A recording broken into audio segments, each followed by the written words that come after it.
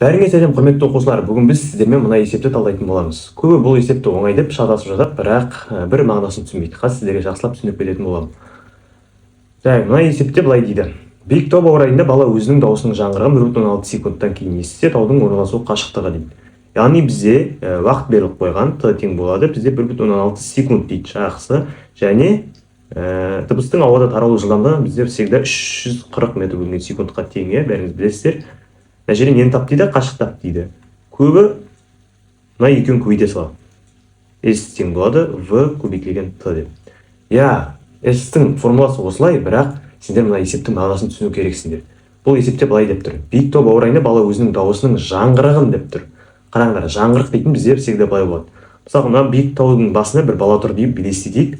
Және мынау екінші тау, мына бала айғайлады, деп айғайлап жатыр, оның дауысы барды да, мына таудың баурайына барып, кері ол дауысын естиді, демек оның дауысы кері қайтып келеді деген сөз. Кері қайтып, мына баланың құлағына естіледі, 1,6 секундтан кейін қайтып келеді екен оның дауысы. Демек бұл жағдайда қандай мағына? Оның дауысы ана таудың басына барып, кері қайтып келеді деген сөз ғой. Демек 2S жүріп біз. Бұл 2 есе жол жүріп тұр бұл жерде. Сендерге лайфхак ретінде айтайын. Егер есептің мазмұнында жаңғырық, эхо, радар дейді ғой. Мысалы, бір связь, бірдеме дейді ғой. Бұндай жағдайда бәрі 2 есе жол жүреді. Сондықтан сендер мына жерге еш қысылмай 2S тең болады VT деп өрнектей бересіңдер.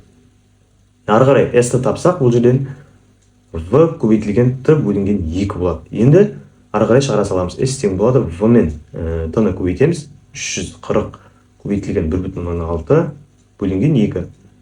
Бұл жағдайда бізде 272 метр шығады екен.